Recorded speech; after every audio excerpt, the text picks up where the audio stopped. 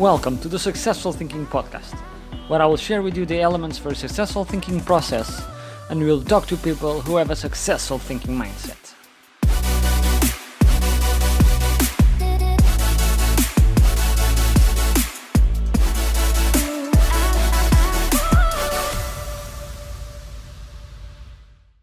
Hello, how are you guys? Before going with the podcast, I would like to apologize. I know I was already supposed to upload the episode yesterday, but I flew to Portugal to be here with my family for Christmas, and so it took a little bit longer for me to create the podcast. But so, that's it.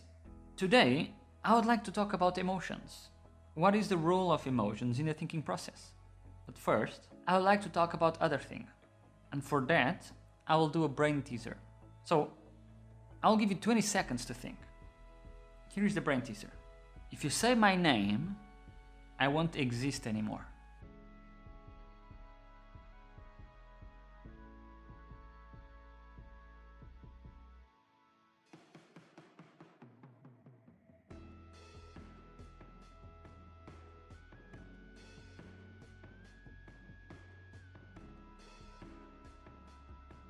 The answer is the silence. It's funny that I was in silence while I was listening to you. And this is a famous quote from Roberto Benigni in the movie Life is Beautiful, which, by the way, I recommend you to watch it. And today, I want to talk about the importance of silence. What does it mean to be in silence? How to interpret the silence in the different realities, and how to use it to communicate efficiently.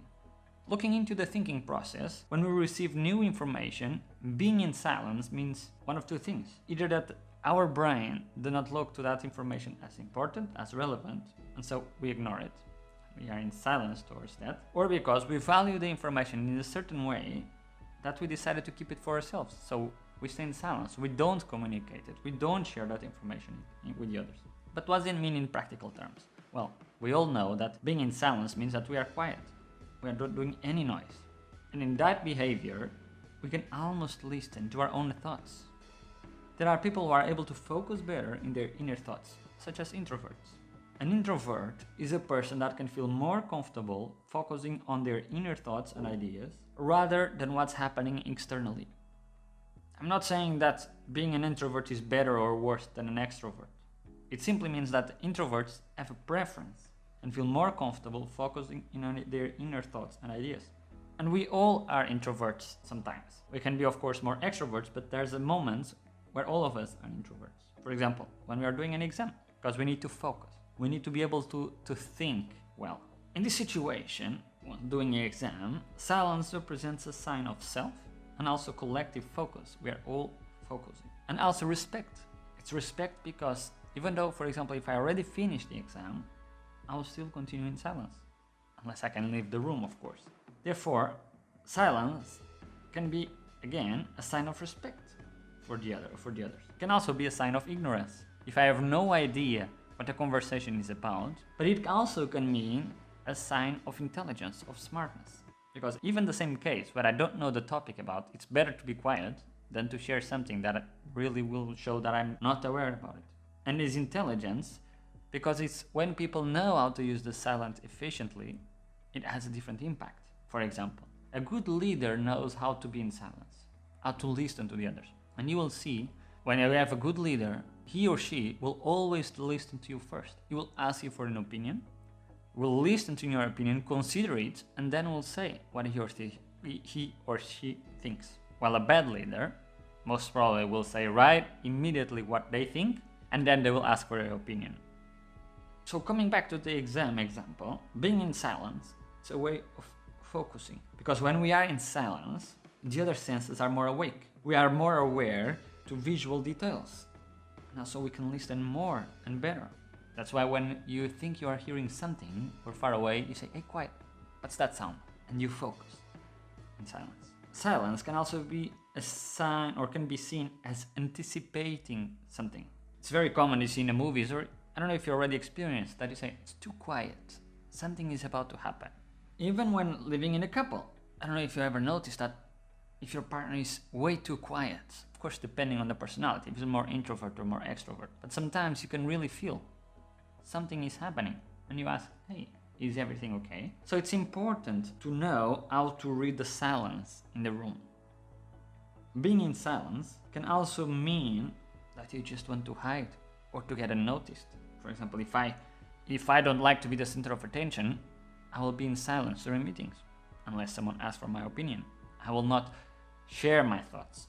This, in a more extreme or more survival scenario, reality, means that I will be in silence because I don't want to be found. I don't want to be seen.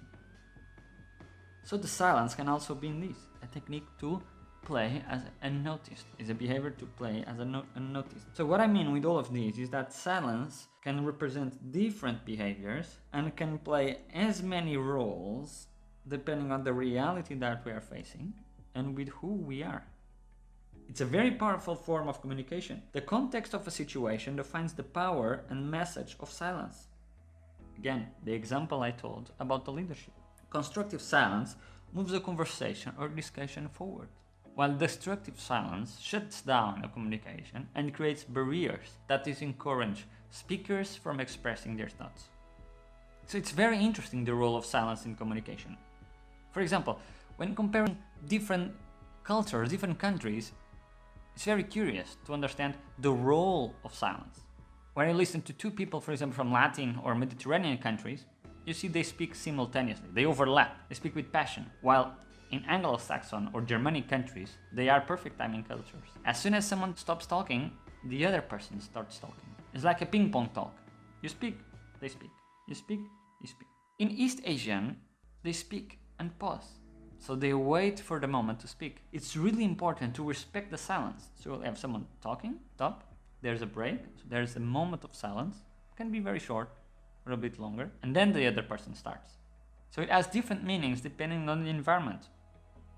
So now, moving to the second topic of this podcast, silence can also be seen as a behavior of when we don't know how to express our emotions. And that's what I want to talk now. It's about emotions. Emotions play a vital role in our behavior and reaction towards new information. The same information, in the same place, at the same time, by the same person, can lead to different reactions or behaviors depending on our emotions. If I'm super happy or if I'm super sad, it can lead to completely different scenarios. In the thinking process, it's important to differentiate when emotions should and should not be involved. We many times take decisions or take irrational decisions in life because we let our emotions get in the way. Don't take me wrong, it's good to have the emotions also be involved in our decisions. That's human. We are humans.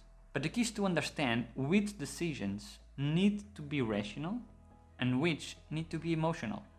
Knowing this, we will be able to take some decisions way faster.